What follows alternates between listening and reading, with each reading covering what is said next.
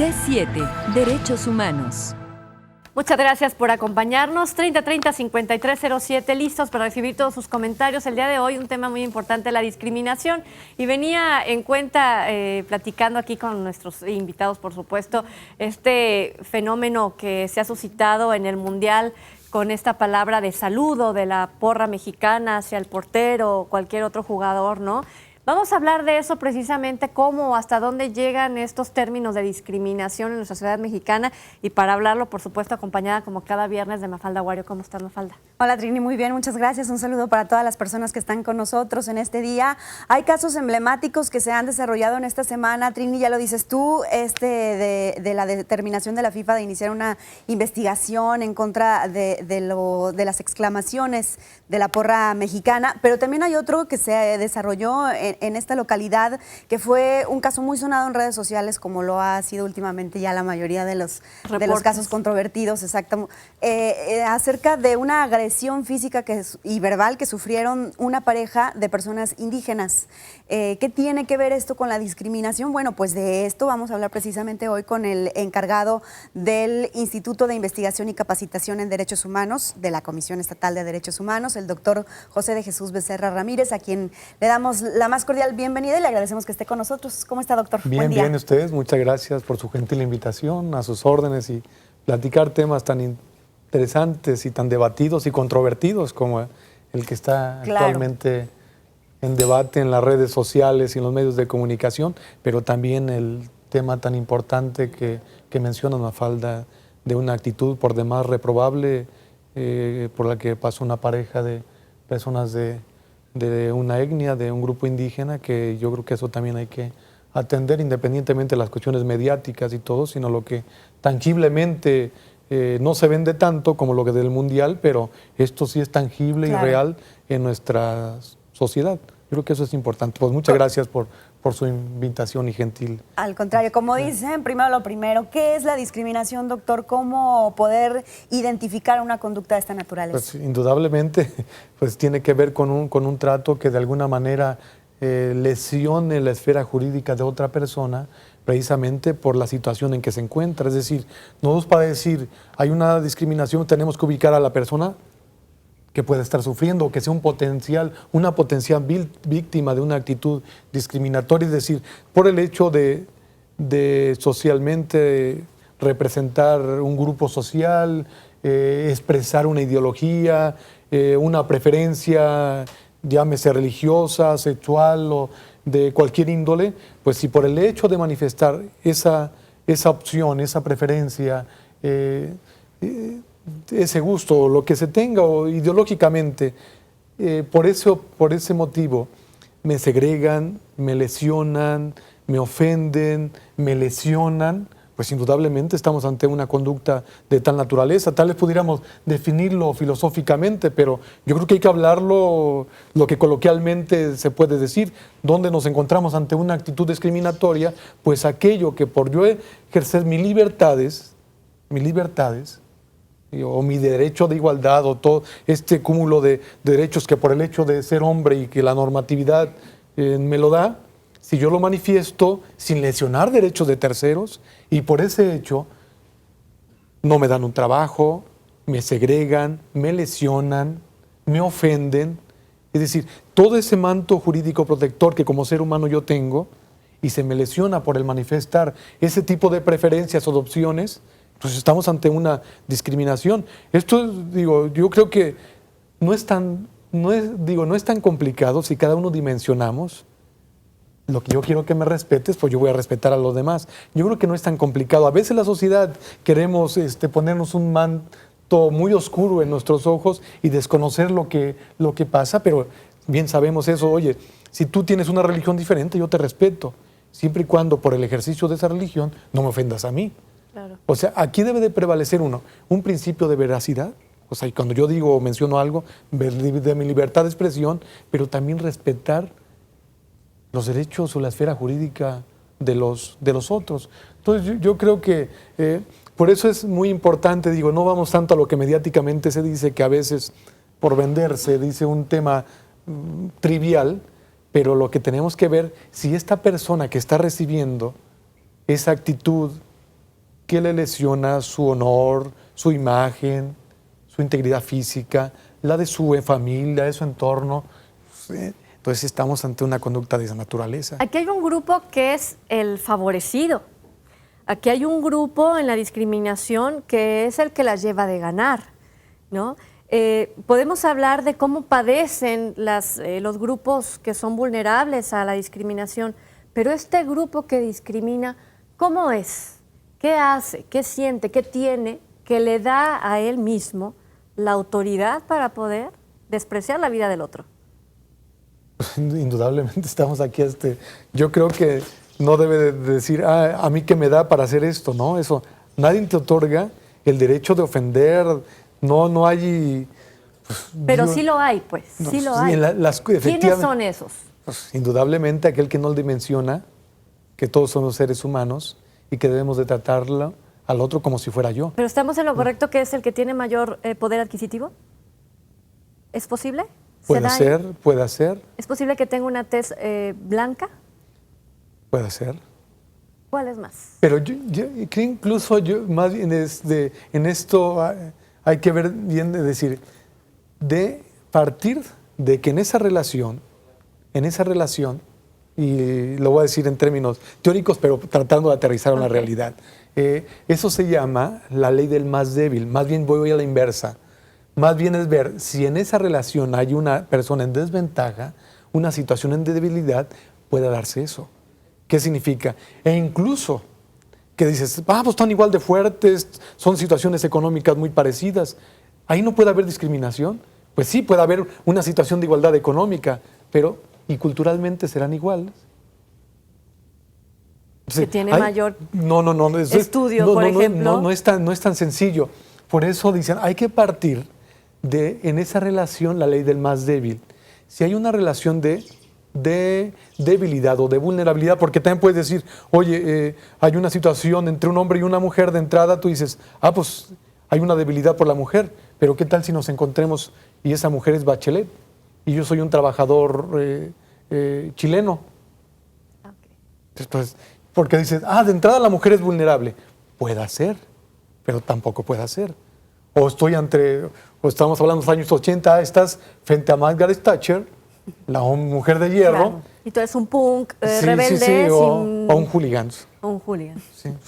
Entonces yo creo que socialmente tenemos que ver eso. No podemos de buenas a primeras decir, el débil es este, porque y el fuerte es este. El fuerte es este. Yo misma estoy cayendo en un ejercicio de marginación o de estigmatización de grupos. Ahí está la clave. Y ahí empieza. Desde ahí empieza el problema, porque ya estoy estigmatizando, decir, mujer débil, hombre fuerte,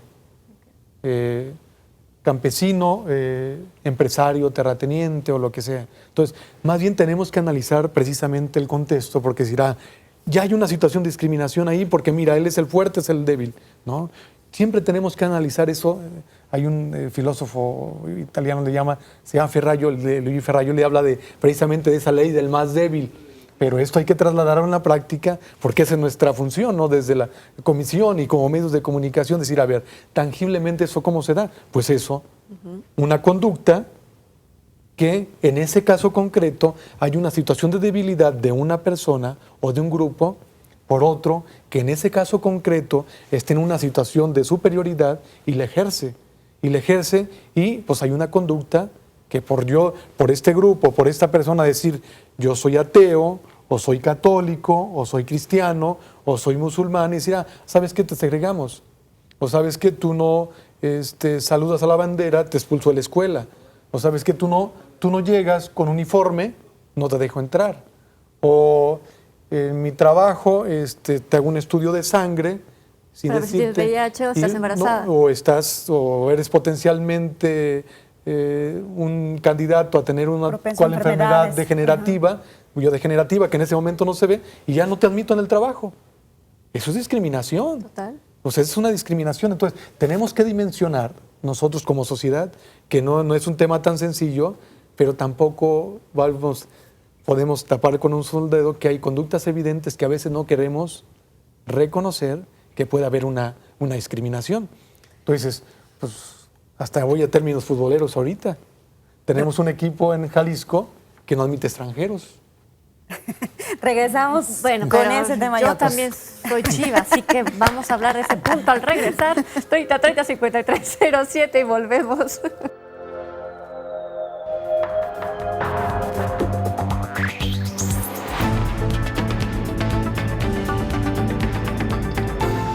C7, Derechos Humanos.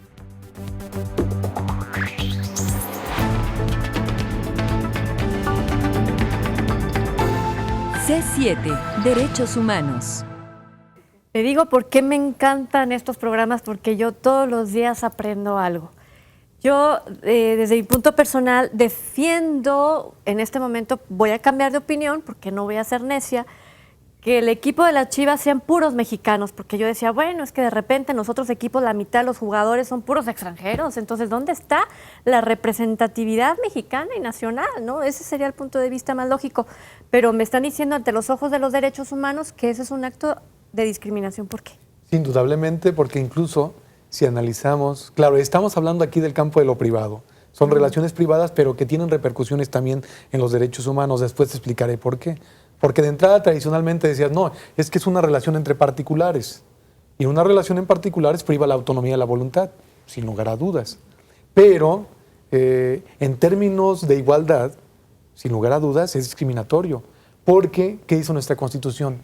Toda persona tiene los mismos derechos. No dice todo ciudadano mexicano.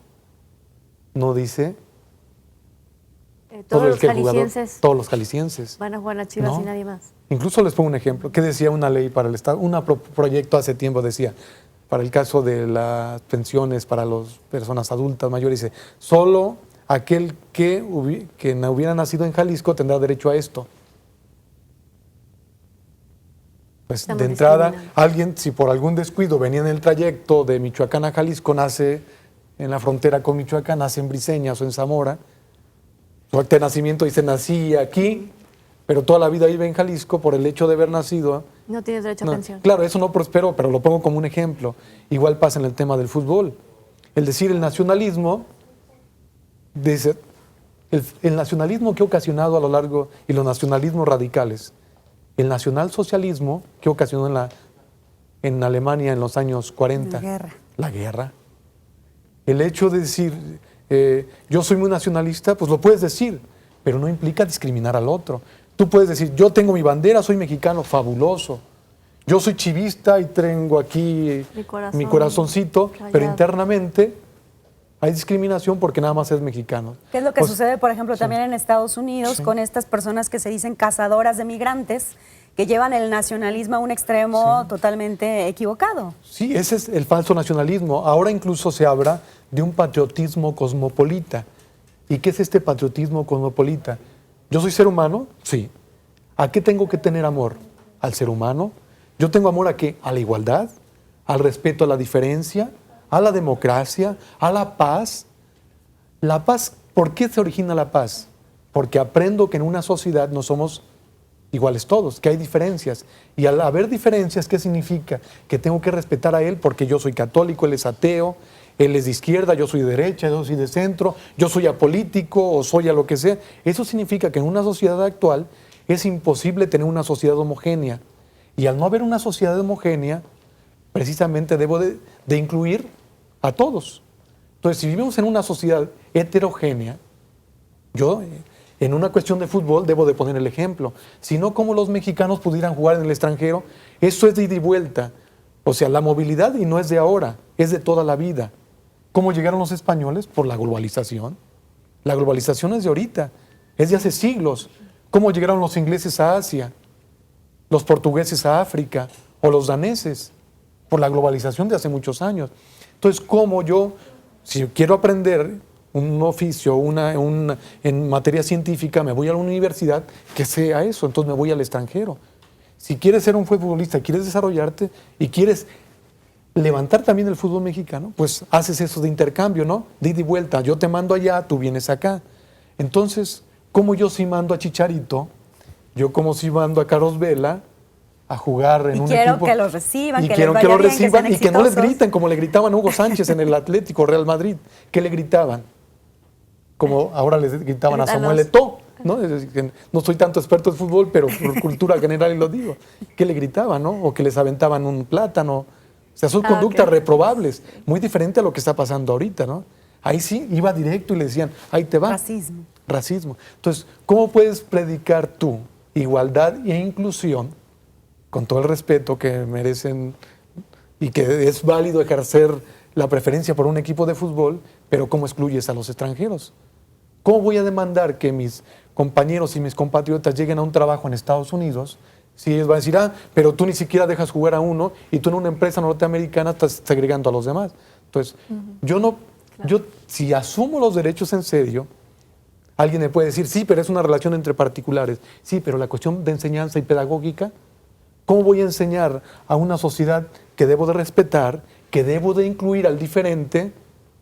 Porque donde se nace es un accidente biológico, ¿no? Sí, definitivo. Sí. Es lo que está pasando, por ejemplo, el claro ejemplo de Venezuela en este momento, donde no están siendo respetadas las condiciones de todos. Bien decía su presidente en Venezuela que esas personas que siempre han gozado de la riqueza deberían de empezar a sentarse en una media nacional. A ver, espérame, pero ¿quién lo dice o quién lo determina, no? Yo creo que en una sociedad democrática como la actual dices, bueno, debe haber quienes generen riqueza, sí. Debe haber quien genere riqueza. Sí. Tú debes, Estado, controlar los excesos, también lo que el capital a veces por sí solo no se da, pues sí. Pero tú, Estado, tampoco tienes un poder absoluto. Tú, particular, tampoco tienes un poder absoluto. Claro. Pongo un ejemplo en materia económica. Hubo una sentencia muy interesante del Tribunal de Justicia de las Comunidades Europeas que regula la relación económica entre todos los países de la Unión Europea. Y dice, si hay libertad económica, sí, pero siempre y cuando esta libertad también se tenga como un bien absoluto. Sí, tú puedes ejercer la libertad de empresa, sí. En una sociedad liberal o socialdemócrata, pues yo, Estado, pues debo de dejarte que tú generes riqueza, pero siempre y cuando, tu actividad económica sea lícita. Tu actividad económica no trastoque las relaciones sociales o transgreda el interés público. Tú puedes invertir en tal o cual cosa, sí, pero siempre acredites un perfil idóneo para generar riqueza en esa área y seas una persona con un perfil indicado para hacer eso. O sea, sí a la libertad económica, sin lugar a duda, y eso va, pues los de materia económica saben que es relevante, pero tampoco esa libertad económica es absoluta. Como un capitalismo donde el 60% de la población está sumido en una pobreza, en algún nivel de pobreza, y el 40% están hablando de que solamente el 1% reúne esa cantidad. La concentración más grande de la riqueza. Eso. Entonces, ahí hay un problema. Derechos humanos completamente violatorio. Sí, es ahí donde interviene lo que nosotros en materia de derechos humanos, no sé si me da explicar, porque a veces esto es teórico, es donde el Estado tiene que hacer, le llaman acciones positivas. Es decir, tu Estado tienes que intervenir porque hay una responsabilidad social y es donde surgen los derechos sociales, los derechos de los grupos que están en desventaja, donde tu Estado tienes que planear, tienes que buscar regular para medianamente, progresivamente, atenderlos. Tampoco tu Estado vas a tener una varita mágica y vas a solucionar las cosas. Claro. Por eso se habla hasta el Pacto de Derechos Civiles y Políticos, o Derechos Económicos, Sociales y Culturales, o el Protocolo de San Salvador de Derechos Sociales, Económicos y Culturales, dice de forma progresiva y hasta donde el presupuesto alcance. Entonces, tú tienes que hacer una función, esto es materia de ciencia política, que a veces no sé si nos estamos llevando, pero es un tema muy complejo. Pero es interesante. Sí, es interesante porque ¿qué enseñanza nos lleva esto a todos nosotros? De que los derechos humanos no son desde el punto de vista utilitario, o como dijeran en el pueblo, al antojo o a pedir de boca. A veces no nos gusta a nosotros. O sea, los derechos humanos también nos lleva a que a veces nos pone un propio límite. No son absolutos, no son absolutos. Y como sociedad, si nosotros dimensionamos que los derechos no son absolutos, ¿cómo lo podemos aplicar en unas sociedades como lo que está pasando en lo que pasó en la gasolinera? Que tienes que aprender que en una sociedad puede llegar un indígena, que puede estar en la banqueta, que puede llegar una persona con discapacidad, que puede estar en una silla de ruedas, o que puede estar un migrante. O sea, en esta sociedad tenemos que acostumbrarnos a que la sociedad es diversa y que adiós a las sociedades homogéneas. Porque ustedes recuerdan, cuando se constituyen los estados, bueno, en la historia, no podemos recordar porque hace muchos años, se constituyen los estados porque había que, por ejemplo, ¿por qué se constituye Alemania? Porque había una nación alemana que se identificaba en religión, tradiciones, idioma. O igual pasa con los galos en Francia, ¿no? Pues mira, los germanos acá, los galos acá. ¿Por qué? Porque se identificaban por una tradición, por costumbres, por religión, todo. Ahora yo pregunto, y ustedes véanlo socialmente, volteemos a nuestro alrededor. En un salón de clase, en un restaurante, podemos encontrar una gran variedad. una Diversidad. raza. Sí, no tenemos algo común. ¿Qué no pasa sé. entonces, doctor, Sí. por ejemplo, con los factores culturales? ¿Cómo intervienen o cómo ir de la mano con la tolerancia, con el respeto, con todos estos valores que deberían ser ideales en una sociedad democrática? Sí, pues de entrada se escucha la respuesta tal vez no complicada, pero en la práctica sí. En la práctica ahí sí hay problemas, porque yo creo que debemos de partir primero saber cuáles son los derechos. Si yo dimensiono cuáles son los derechos que tengo, igual dimensiono cuáles no me deben de tocar. Y asimismo voy a dimensionar que esos derechos tampoco son absolutos. Y en consecuencia, si empezamos a generar esa cultura del respeto a los derechos humanos, pues nos va a llevar a la convivencia, pero sobre todo a la paz. Los que hablan de esto del pacifismo jurídico, precisamente parten de esa premisa, que en las sociedades actuales ya no son sociedades homogéneas. Entonces yo tengo que aprender a respetar que alguien piensa diferente, que alguien es de color diferente, que otra persona tiene una ideología política diferente, una religión diferente, una opción sexual o preferencia sexual diferente. Entonces, si partimos de dimensionar que en una sociedad no es de heterogéneos, no de homogéneos, pues vamos a aprender a que para que se dé la paz, tengo que aprender a respetar al diferente. Entonces, ¿cuál es la función en la sociedad que tenemos que hacer en esta cultura de la paz? En esta nueva cultura de la paz tenemos que dimensionar que tenemos que aprender que por ejemplo, que mi libertad no es absoluta. Yo puedo decir, Mafalda, en ejercicio de mi libertad de expresión, Mafalda, además trae un nombre de una... Que está muy de moda muy ahorita. de moda, además lo premiaron allá. Sí, Digo, pero aquí no. qué lástima que tenga ese nombre de este autor argentino y todo lo demás, pero Mafalda tiene un perfil criminológico increíble. Y lo estoy diciendo públicamente, fíjense, estoy diciendo públicamente. Y todo el mundo va a empezar, ¿y a quién mató? ¿Y a quién mató? ¿Y a quién todo? Y va a decir, no, ¿y por qué estás diciendo eso? Es que la Constitución dice que yo tengo que manifestar libremente mis ideas. Y mi idea es que el perfil criminológico de Mafalda es muy evidente y que es un sujeto peligroso.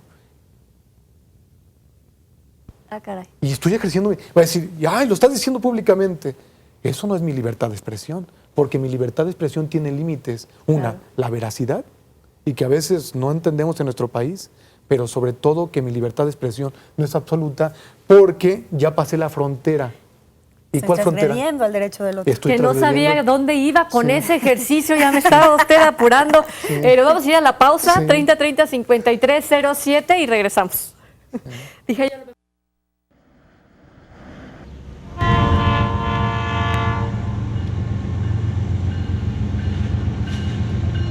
Es difícil dejar tu país. Yo dejo mi país por necesidad. Nos consiguieron un trabajo. Fuimos a trabajar con un señor albañil. Trabajamos una semana con él. No nos dio nada, simplemente nos dio 25 pesos. Y los policías nos decían que teníamos que dar una cuota de 50 pesos por cabeza. Y pues tuvimos que hacerlo porque tenemos necesidad nosotros de conseguir pisto para comer nosotros. Me gustaría imaginar un lugar donde no importe de dónde vengas. Derecho a la integridad personal. Derecho a la libertad de tránsito. Derecho a la libertad personal. Conoce los derechos de los migrantes. www.cedhj.org.mx.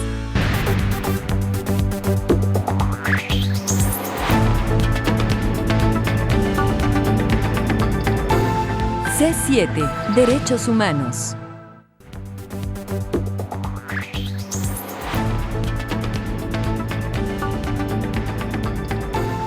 C7. Derechos humanos.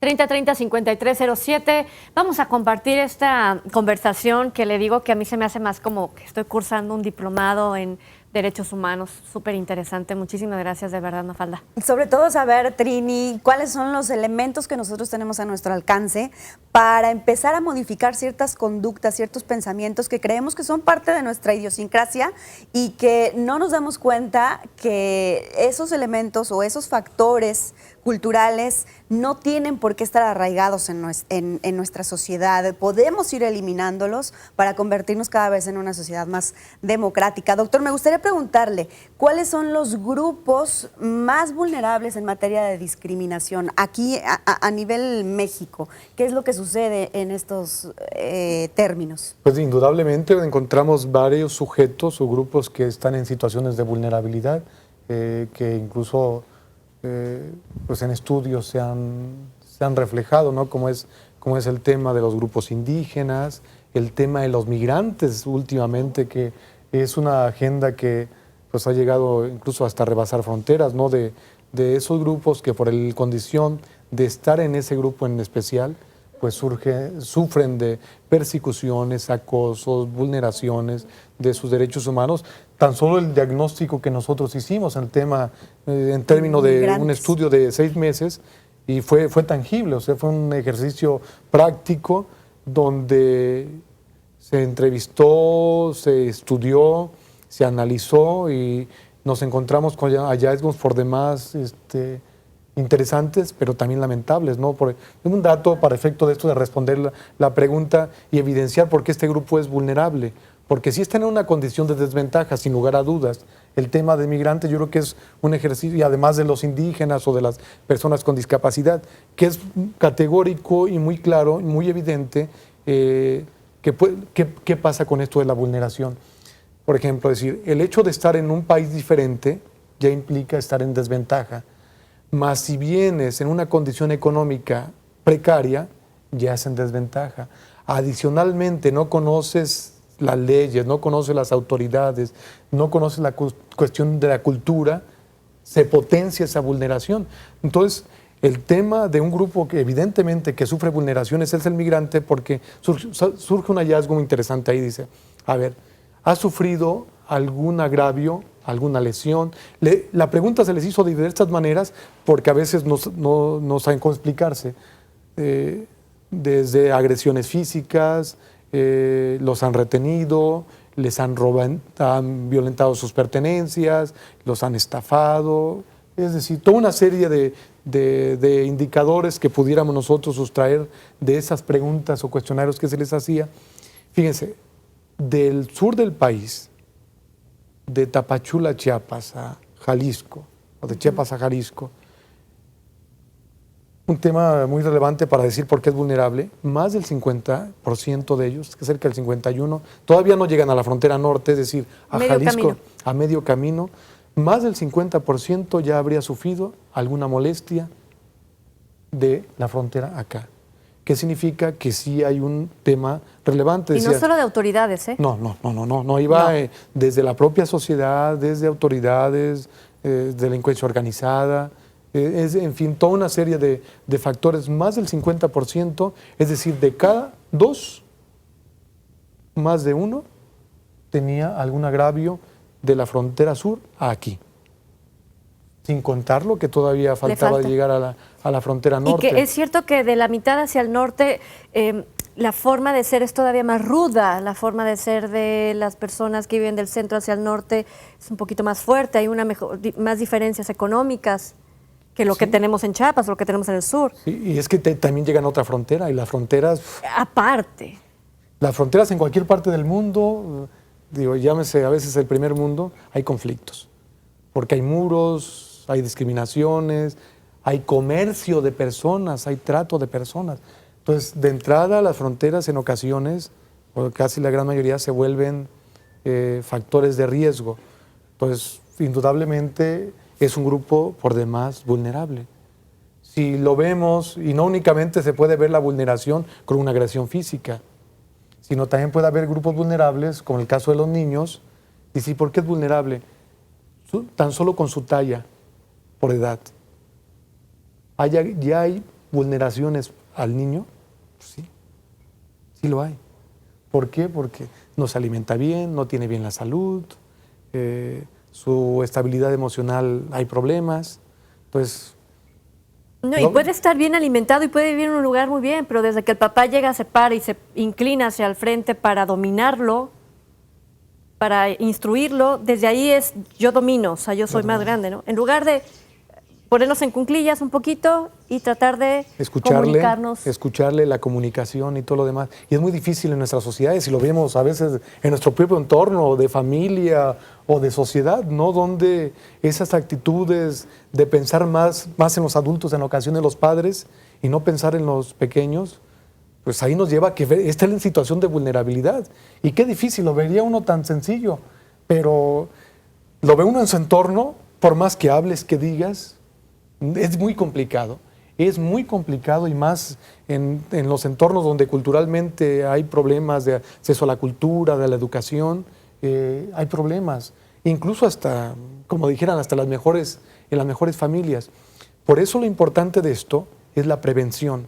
Yo creo que para evitar que caigan en situación de vulnerabilidad, tenemos que sensibilizar a la población, porque a veces la población no dimensiona que está discriminando o que está acrecentando la vulnerabilidad, como eso que mencionas, ¿no? De que esa actitud de superioridad, esa actitud de autoritarismo, esa actitud de conductas reprobables en no generar incluso democracia interna, en esa compartir de las decisiones, pues estamos generando un problema. Entonces, ¿qué estamos haciendo nosotros como institución para abonar? Y digo, no vamos a cambiar esto de la noche a la mañana, hay que poner los pies en la tierra, pero por eso temas y espacios como este para nosotros es oro molido para difundir esto. Fíjense, hay un dato por demás relevante, precisamente tratando de abonar. Creamos nosotros un teatro, una cuestión lúdica.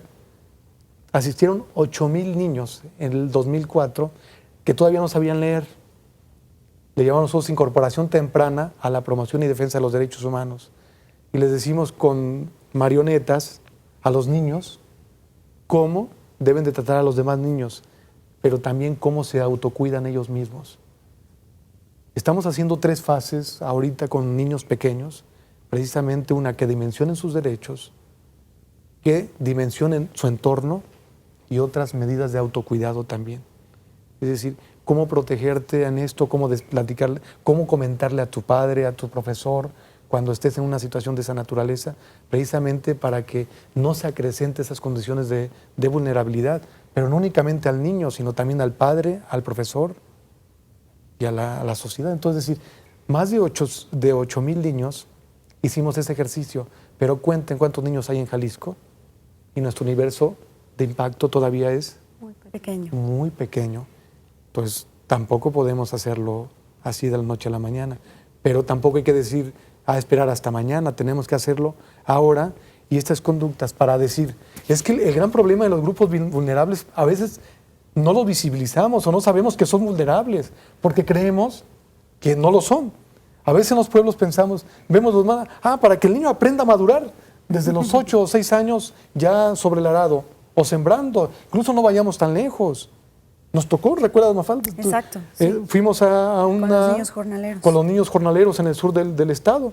Llegamos a una actividad en el centro universitario de la costa y de ahí nos informan de una situación delicada, nos trasladamos y de repente salen niños de 10 años cargando un aparatito que manualmente estaba arrojando pesticidas y plaguicidas. Una bomba para fumigar. No, es que para que maduren y aprendan. Entonces, que ese caso, y hay que resaltarlo, Sí. la Secretaría del Trabajo y Previsión Social tomó cartas en el asunto y se multó a la empresa, que suelen ser empresas muy grandes que tienen recluidos literalmente y casi como prisioneros o secuestrados a un grupo de personas que no tienen documentos y que ponen a trabajar a todos parejo. Y lo vimos en nuestras imágenes, ¿no? Unos cuartos de material sin ningún baño, sin ninguna mueble, sin nada, ¿no? Completamente ahí enclaustrados para que el resto de la población pudiera salir. Que por sus condiciones de vulnerabilidad, pues no tienen otra opción. Y por eso a lo mejor a nosotros se nos hace muy fácil juzgar y decir, bueno, pero ¿por qué no se van de ahí? ¿No? Si tan mal los tratan. Pues no, porque no es tan fácil, porque su condición familiar, económica, social no les ha permitido desarrollarse en otros espacios. Así es. ¿No? Vamos a hacer una pausa. Muy bien. Sí, y regresamos con esto.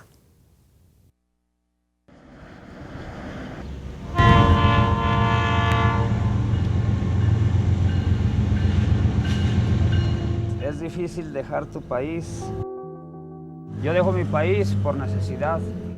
Nos consiguieron un trabajo. Fuimos a trabajar con un señor albañil. Trabajamos una semana con él. No nos dio nada, simplemente nos dio 25 pesos. Y los policías nos decían que teníamos que dar una cuota de 50 pesos por cabeza. Y pues tuvimos que hacerlo porque tenemos necesidad nosotros de conseguir pisto para comer nosotros. Me gustaría imaginar un lugar donde no importe de dónde vengas. Derecho a la integridad personal. Derecho a la libertad de tránsito. Derecho a la libertad personal. Conoce los derechos de los migrantes. www.cdhj.org.mx.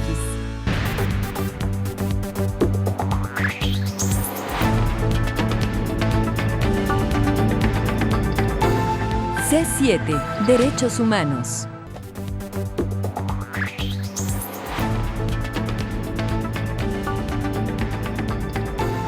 C7. Derechos humanos. 30-5307, retomamos el tema, grupos vulnerables. ¿Qué los hace vulnerables, Mafalda? Estábamos hablando también de la discriminación, Trini, y me gustaría, doctor, que nos explicara, porque he escuchado yo también algunas versiones que hablan que de utilizar el término tolerancia tampoco sería lo más adecuado en un contexto de discriminación. ¿Qué pasa con esto? Pues indudablemente, claro. Dice, ¿por qué vas a decirme tolérame? O aprender a tolerarte. Cuando somos seres humanos, esa palabra efectivamente no debería existir. Pero tiene que existir para recordar que no somos una sociedad perfecta ni coherente, de que hay errores y que las sociedades en ocasiones hay enfermedades que hay que prevenir precisamente. Entonces, a veces hay sociedades enfermas porque hay violencia, no hay armonía, hay guerras. ¿Tamaulipas es una sociedad enferma? Vea los indicadores. Yo no puedo decir sí o no, los indicadores nos dicen. Cuando una sociedad resuelve sus controversias de esa manera, o los grupos resuelven sus controversias de esa manera, yo recuerdo cuando pasó el caso del joven en Noruega, ¿no? Que llegó en las islas, había una convención de un partido político, llega simpatizaba con un grupo neonazi y empieza a masacrar. Y vean la respuesta de la sociedad noruega. Se conmocionó, se conmocionó. Acá, ¿cuántos ejemplos de Noruega hemos tenido en los últimos años? Todos los días. Todos los días. ¿Y nuestra sociedad qué dice? ¿Qué hace? ¿Qué hacemos? También hay que preguntarnos nosotros. ¿Qué hacemos? Lo que pasa es que como es todos los días, ya estamos acostumbrados. Ya pareciera ese es el gran problema de una sociedad, que no dimensionamos cuando hay un problema. Y al no dimensionarlo, lo damos por normal. Damos por normal que el niño esté de jornalero, damos por normal que la mujer asuma y sobre todo deje correr el agua ante conductas por demás denigrantes en contra de ella. O trabajadores. Simplemente algo tan sencillo como los apodos, ¿no? Y que ya eso van desencadenando también una serie de actos discriminatorios. Sí. O desde las escuelas, esto desde la escuela. Que hay quienes he escuchado, no hay violencia. Estamos súper bien. Estamos súper bien. La indiferencia es el gran problema. La indiferencia es el gran problema y que no aprendemos a dimensionar y sobre todo que no reaccionemos. Por eso es tan importante la enseñanza, la sensibilización, decir, allá hay un problema y tenemos que promoverlo, tenemos que evidenciar. ¿Y cómo evidenciamos la discriminación? Pues la intolerancia. ¿Cómo evidenciamos que hay un problema en la escuela? Pues que hay violencia. ¿Cómo evidenciamos que el indígena es vulnerable? Pues resaltando esa situación en la que está para ver si la sociedad reacciona. A ver, yo como medio de comunicación toco el tema y tengo que insistir en el tema, pero no por un morbo, sino porque la gente tiene que voltearnos a ver y darse cuenta de lo que está sucediendo. Sí, porque incluso, ¿qué lo hacen, por ejemplo, los tribunales internacionales cuando pasa un hecho muy lamentable? Caso, por ejemplo, Muertas de Juárez. Eso que mencionas es súper... Porque dices, ¿qué hacer la sociedad? ¿Qué hacen? Dicen, es evidenciar eso para que el hecho no vuelva a repetirse. Es un efecto pedagógico y radiador. Eso me viene a la mente y qué bueno, y te agradezco que lo menciones, que condenó la Corte Interamericana al gobierno mexicano por las jovencitas muertas en Juárez. Dice, levántales un monumento a ellas, que es decir, evidencia eso que pasó, levanta un monumento para que todos los juarenses, al momento que pasen por esa plaza, vean lo que se cometió. ¿Por qué el holocausto y todo esto cada año hay hasta museos y todo? Para que no vuelvan a pasar. Pues no es por ánimo de discriminar o evidenciar o hacer público quién sucedió eso, sino que no vuelva a pasar. ¿No dicen coloquialmente, aquel que no conoce la historia está condenado a repetirla? Es mínimo que pase el niño y diga, ¿por qué hay esto Oye, aquí? ¿por qué está este monumento? Oye, ¿por qué está esta figura ahí de mujeres? ¿O por qué está esto ahí? Ah, porque fíjate, se hizo caso omiso, se asesinó a estas jovencitas y ninguna autoridad No se actuó a tiempo. no se actuó a tiempo. Entonces, tiene que haber eso que nos recuerden del imaginario colectivo y cultural, que hay una situación lamentable, que hay que recordar a la sociedad que hubo una enfermedad y que eso no debe de pasar. Que tenemos que vacunar, es una forma como una vacuna, es como vacunarnos, por eso se llaman actos de no repetición. Vacúnate, sociedad, no seas indiferente a eso, sensibilízate. Tú que estás estudiando Derecho, Ciencia Política o Psicología, tienes que aprender a que tú, o tu sociedad, aunque no tengas profesión, tienes que aportar a una sociedad en paz, porque ven hechos tan lamentables, los campos de concentración, lo que pasa ahora en el área palestina, sigue pasando exterminios de grupos sociales, lo que pasa en África, que tú Pasó con las perteneces chiquitas que secuestraron con las para venderlas. jovencitas. Pues, Ver a la mujer dice, desde un oye, punto tan... pareciera que lo que están hablando es decir, no, ya eso no es de nuestro tiempo, pero desgraciadamente está. Entonces, ¿por qué eso que dices tú? ¿Por qué hay que tocarlo? Para la memoria histórica. Porque si pones borrón y cuenta nueva, la sociedad vuelve a cometer esas atrocidades. Pero hay grupos que están interesados en callar. Claro, y lo va a seguir siempre. Pero si a la vez se vuelve en contra, porque si lo callamos, lo escondemos, no lo decimos, entonces va a llegar un momento en que se va a repetir. Sí. Si se repite, no conviene a ese grupo de control. No conviene, por ejemplo, repetir el caso de las Pero mujeres. por eso también ahí conviene mucho la participación ciudadana, que la gente se involucre verdaderamente. Y lo que pasa, por ejemplo, en el caso de la tragedia de la guardería ABC, que son los mismos ciudadanos que año con año tiran esta lucha y tratan de recordarle a la sociedad qué fue lo que sucedió para que no se olvide que ellos, desde ese día, su vida cambió por completo, ¿no? Y que continúen en la lucha haciendo reformas. Sí. Jalisco es uno que se ha unido Sí. a las reformas. En cuanto a las guarderías, la Comisión Estatal de Derechos Humanos revisa todos los días todos estos Supervisa centros, los albergues. supervisa. Sí. ¿Qué pasa con los actos de discriminación que vienen directamente de la autoridad? ¿Cuáles son los más comunes o cómo los podemos identificar? Pues mire, yo creo que pues, para evidenciar eso pues son las recomendaciones, los amparos que se han dado. Por ejemplo, el tema del ejército, de la persona que tenía VIH-Sida, pues, que le dieron de baja por estar enfermo, y que dice nuestra Constitución, nadie por cuestión de salud tiene que discriminarse. En una empresa pública o en una entidad pública donde puede estar una persona embarazada, donde alguien por su creencia ideológica, pues, ¿sabes qué? Segregado. El color es diferente, adiós. Alguien por su condición física o de maternidad, en el caso de las mujeres. ¿Sabes qué? Es evidente, mira, esta está soltera, esta está casada, pues en una opción de decisión, de una toma de decisión de decir quién entra y quién se queda, pues mira, esta casa pues potencialmente no tiene familia, pues su aspiración es tenerlo, decido. O sea, puede haber muchos actos, por ejemplo, en una escuela, tú no saludas a la bandera, te sanciono, que ya eso ya está, la Secretaría hay actos por demás sensibilizadores de este trabajo que ya no creo que que pase, pero Pero tampoco si usted puedes... sabe qué pasa, hay que reportar. Hay que hacerlo. Si, por ejemplo, no llega un niño con su uniforme, el niño no tiene la culpa que a veces el padre no tenga para comprarle otro uniforme, que se le ensució, se le hizo. Entonces tenemos que aprender a dimensionar detalles de esa naturaleza en cuestiones de salud.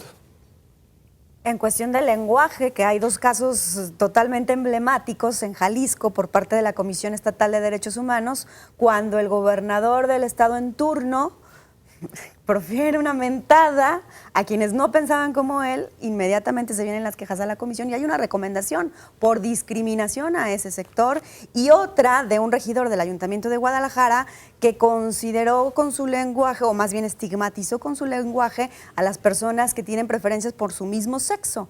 También ahí hubo una queja, una investigación que concluyó en una resolución en el que se le dijo al regidor: usted violó derechos humanos por esto, por esto, por esto, y bueno, aquí están las peticiones. Entonces, nuestro lenguaje también, cuando se utiliza de una manera para agredir, es cuando lo debemos cuidar. Incluso hasta otras cosas ocultas de discriminación, por decir, yo voy en una silla de ruedas, tengo derecho a ingresar a la escuela, no sigo de ese tema, y no hay rampas. Claro. ¿Es un acto discriminatorio? Sí.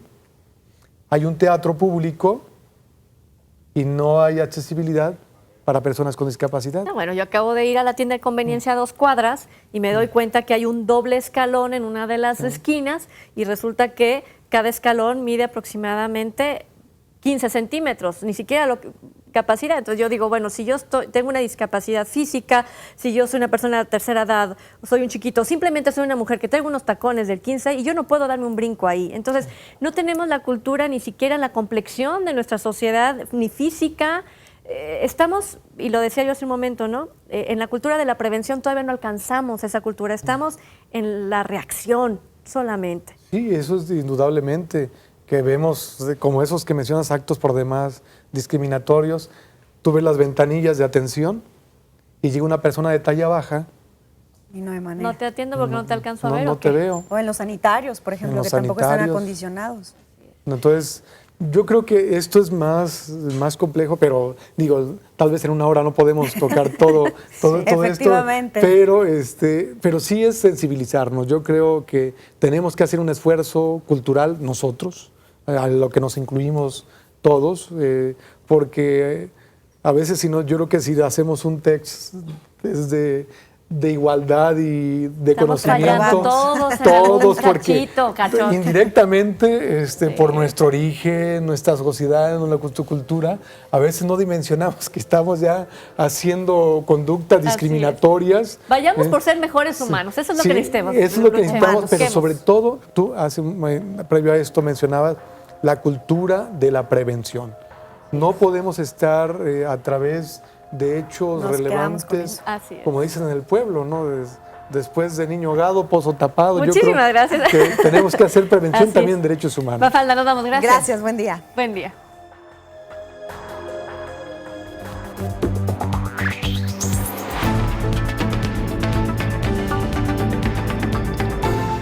C7, Derechos Humanos.